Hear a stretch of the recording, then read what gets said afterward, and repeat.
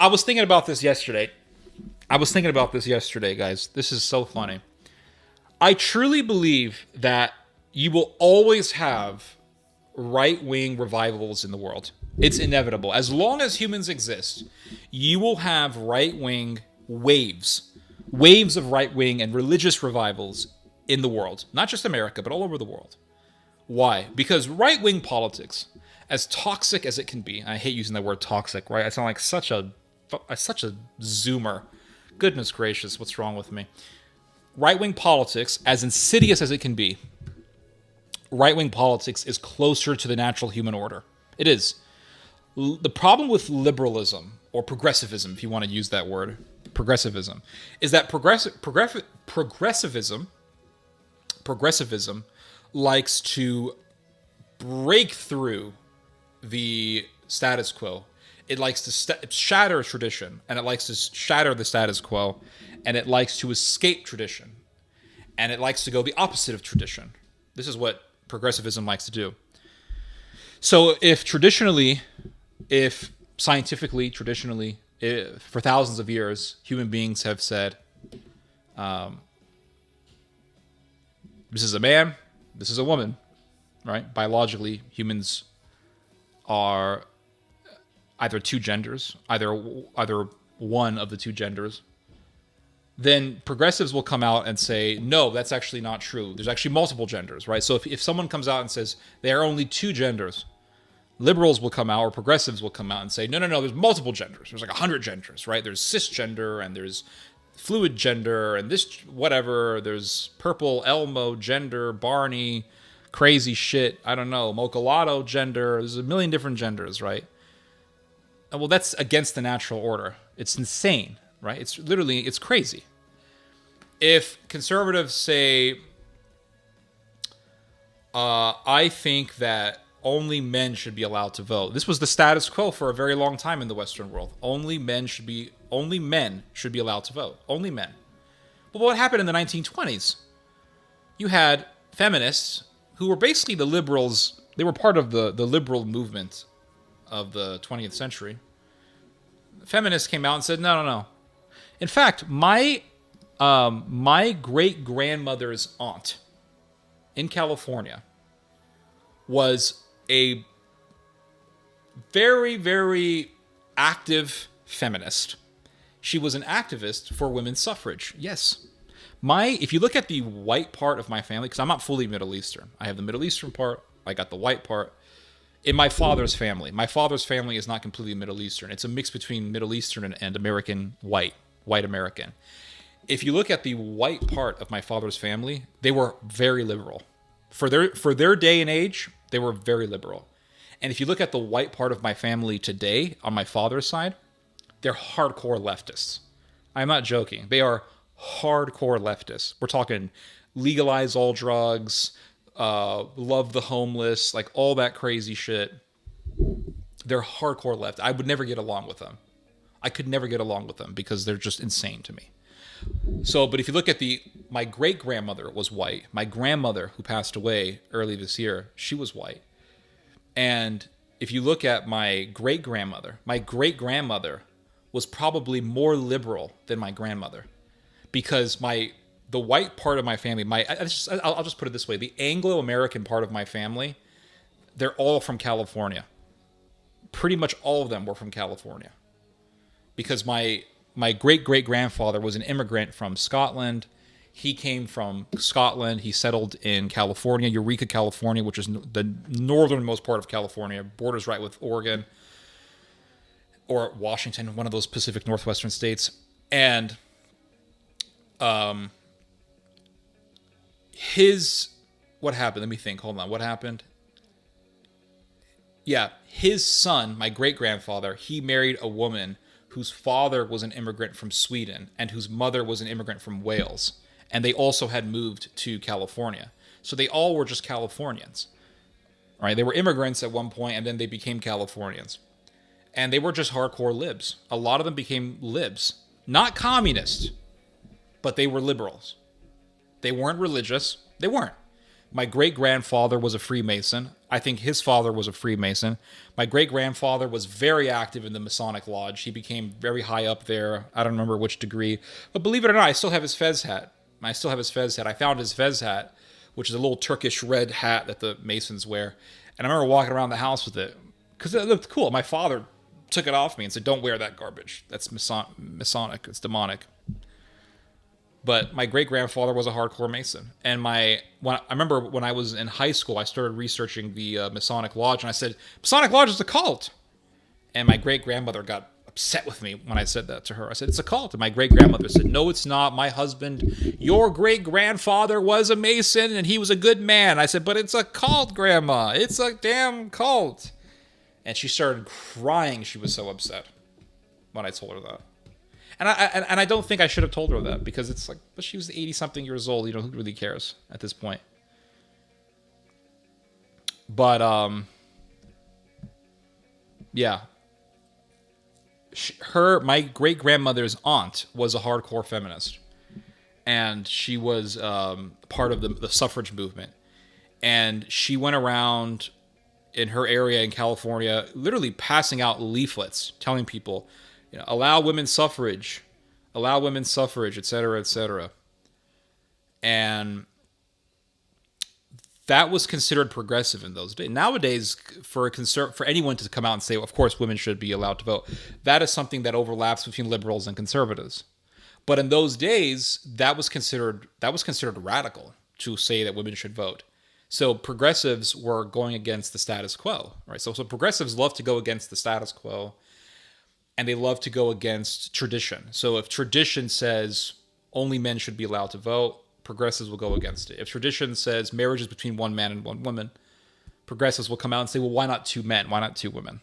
So they will always go against the status quo. The conservative status quo, right? This conservative, traditionalist, pro-family values, status quo. Here's the question. What happens when the progressive narrative becomes the status quo? Right? Because at the end of the day, what's conservatism? Is conservatism automatically Christian morality? No, it's not. In some cases, in some contexts, sure, Christian morals can be the conservative faction or the foundation for the particular conservative faction within your society. But what happens, for example, in Japan, right? Because people will say, well, there are conservatives in Japan. Are Japanese conservatives Christian? No, they're not. They're Shintoists. They may want to revive emperor worship. They want to revive the imperial cult of the Japanese emperor. They want to break the shackles of the American occupation of Japan, because Japan is occupied by the United States. It's still occupied by the United States, regardless of how many Japanese may agree with the occupation. Doesn't change the fact that Japan is under U.S. occupation. It's been under U.S. occupation since the bombs dropped on the two cities. But in Japan, a conservative is not the same as an American conservative. An American conservative is more for family values, Christian family values, et cetera, et cetera. In Japan, a conservative is also for family values, but within a Buddhist or Shintoist worldview. So they're not the same thing. Now, what happens when the progressive position becomes the status quo? What happens when the idea of gay marriage becomes the status quo? What happens when the idea of gay marriage becomes tradition, right? What happens when you come to the point where two men getting married is a part of the tradition, is a part of custom? What happens when the idea of two men being married and adopting children becomes so conditioned in the society that people grow accustomed to it, or people become accustomed to it? What happens when we come to the point when people have become accustomed to the idea of two men being married? Do you see what I'm saying? Then the people who say that gay marriage is wrong, they're no longer the status quo. At that point, they become rebels. They become rebels against the status quo. So what happens is that you have, let's say, conservative traditionalism, and the conservative traditionalist way of looking at things is the status quo. Man and woman, that's marriage. The purpose of marriage, have children. Divorce, let's make that very difficult to happen, right? Divorce should only be allowed under certain circumstances. Women voting, not our cup of tea. Then progressives come along and they say, well, this is wrong. So women's suffrage. Well, marriage is only limited to a man and a woman. No, but that's wrong. You're not allowing gay men to experience the joy of marriage and to experience or to have the rights that come with marriage, et cetera, et cetera. So we got to shatter that tradition. So that's allowed 2 men, 2 women to be married. Who should have children? It should only be one man and it should only be couples consisting of 1 man and one woman. Who should be allowed to have children? Who can adopt children? Well, it should only be couples of 1 man and 1 woman. Well, that's not right. We should allow gay men and we should allow lesbian couples to adopt children. So then they allow that. So then these progressive ideas, these progressive policies, they become the custom. They become what's established. They become established in society. And it comes to the point when you are not really allowed to criticize these customs without being punished in some way. You said that trans women are not really women. Well, you lost your job. And why would people be punished for such things? People would be punished for such things because they would be going against the status quo, the progressive status quo. So when progressivism becomes the status quo, then you have a rebellion. Because the people who would be going against the progressive status quo would be rebels. They would become the rebels. They would become the ones who want to overturn the establishment. They would be the ones who would be considered radicals. At one point in time, feminists who wanted suffrage, they were considered radicals, right? They were considered the fanatics. But now I think those who are against the progressive establishment, they're considered the radicals. So right-wing revivals are inevitable. They're going to go back and forth. You'll have liberal ideas becoming the establishment, and then you'll have people who are against that establishment, and they would want to break that establishment. And you're always going to have right-wing revivals. Now, why do I say that? Another reason why I say that is because right-wing ideas are closer to the natural order. They are closer to the natural order. The idea of marriage, the idea of not being not being a moral anarchist. All these things are closer to the natural order of things. Human beings are happier when they have order in their lives. Human beings are happier when they have some kind of religion. They're happier when they have some kind of transcendental thought to look to, some kind of hope. So the liberals come along and they say, religion, who cares? God, who cares about God? Morals, who cares? Establishment, traditions, who cares about that? And that rebellion becomes the establishment. And when rebellion becomes the establishment, then eventually there's going to be a rebellion against that establishment. And so human beings eventually get sick and tired of the anarchy, and they want some kind of order in their lives. And then people go to right-wing politics. They go to right-wing politics because and the politics that they may subscribe to could be insidious, right? It could be racist, it could be ultra-nationalistic, it could be whatever. But nonetheless, people will go to that because it's the opposite of the craziness of the left, the craziness of the libs. Because people eventually want some kind of order in their lives. So the right-wing loons pop up and they say, well, we believe in Christian morals. We believe in order. We believe in family values. Okay, we'll go with these guys. Right? At one point in time, communism was the big threat. And the Nazis came along and they said, we're going to fight the commies. Okay, we'll go with you guys. I remember years ago, I went to a Whole Foods And there was this girl that I saw. She was an employee there, and she had a nose ring. I think she had purple hair or something, and just a total liberal. Not a total, but she looked like a liberal. And she asked me where I was from, and I said, "Oh, I'm from California." And she said, "Oh, what part?" And I said, "The Bay Area." "Oh," she says, "I was in San Francisco not too long ago." And I said, "Oh, what do you think of it?" She says, "San Francisco is okay. It's just that there's too many damn homeless people." And this is a girl who looks like she voted. You look at her, you think she votes Democrat. She says, "Just too many damn homeless people." So people can shift overnight to right-wing politics by having a bad experience. They have a bad experience with a homeless person. They have a bad experience in a crime-infested city. They get robbed. They get mugged. They get assaulted. And they say, screw this. And they'll vote for a Republican. People can switch overnight to right-wing politics. They can switch overnight to right-wing politics. It's really easy to get. I think it's easier to get people to turn to the right wing than to turn to the liberals. Because right-wing politics, as crazy as it can be, it's actually based more on reality. It says, no, there's only two genders. Yeah, I can see that. Marriage, one man, one woman. Yeah. The idea of two men getting married, that's crazy. I agree. Two men adopting children, that's crazy. Right? Crime, put police on the streets. How to get rid of the crime problem? Put police on the streets. Arrest the criminals. Get them off the streets. Right? They say things that make sense. And so if you're a liberal and you're like, oh, I want to help the criminals. I feel sorry for criminals. And then one day you get assaulted by some guy and he robs you at knife point or at gunpoint, you're going to be traumatized. That's a very terrible experience to go through because it's very traumatic because your individuality was not only stolen, but your individuality was desecrated. Your individuality was completely desecrated and undermined.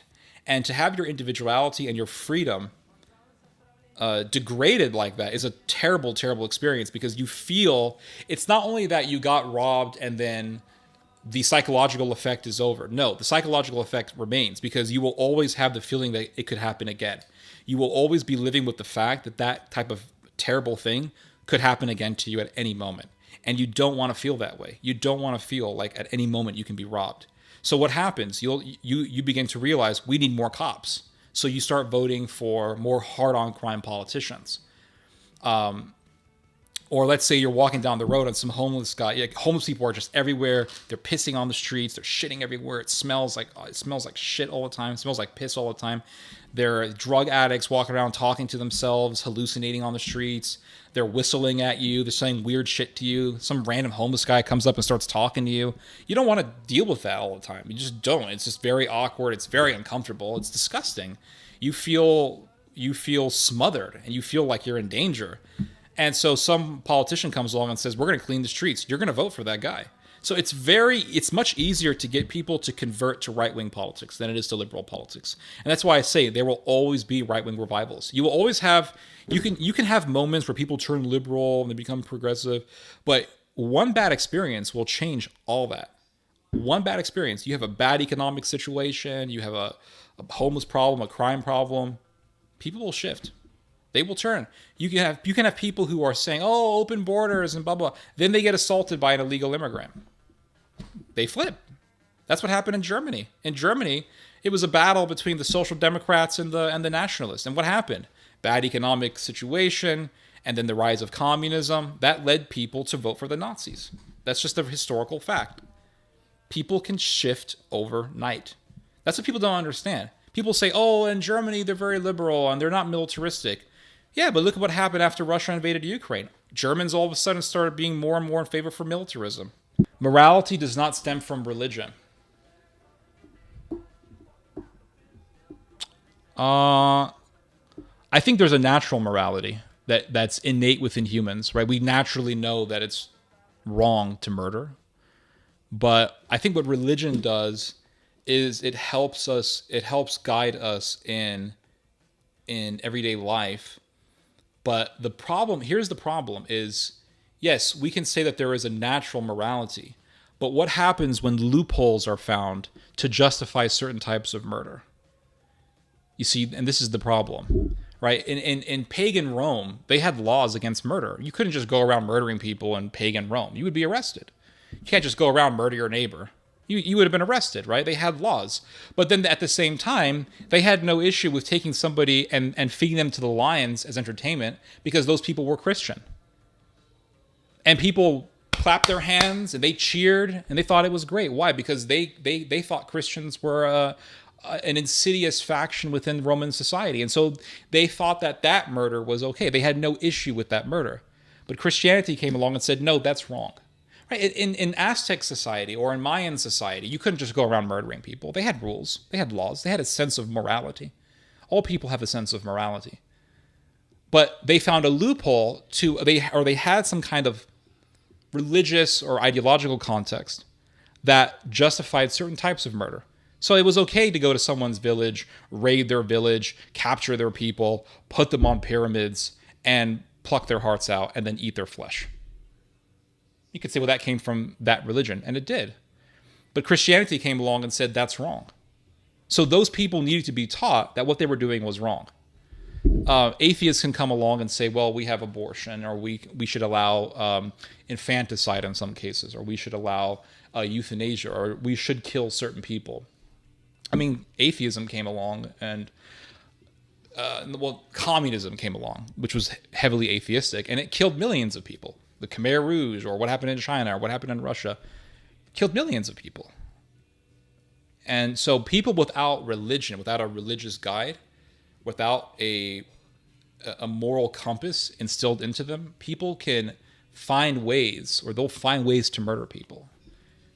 And so they need to be taught, right?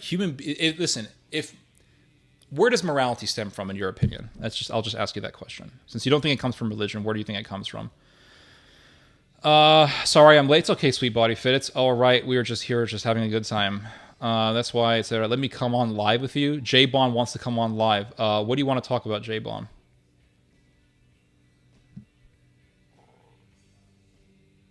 Put a link on. Let me come on live. Okay, what do you want to talk about?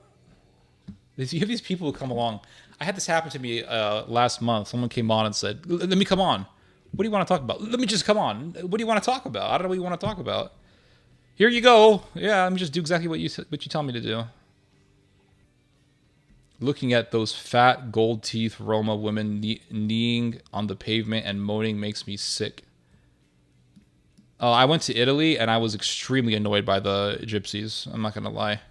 Very annoyed by them. Conservatism definition is preserved traditions in a society. Yeah, that's right. That's correct. The problem with conservative movement in Western world is the progressive movement is augmented to change the conservative framework. That's correct. Wait, and soon it will be normal for people to eat people. That's what they're pushing for. I think they've already been pushing for this. Peter Singer has been pushing for consensual cannibalism. So basically he says that one should be allowed to put in their will, after I die, you can eat me. And that should be okay. According to Peter Singer, this is why people need religion. That's why they need religion. Because if you don't have religion, you have these atheist loons who come along and say, well, we should be allowed to eat people. Why not? Who cares?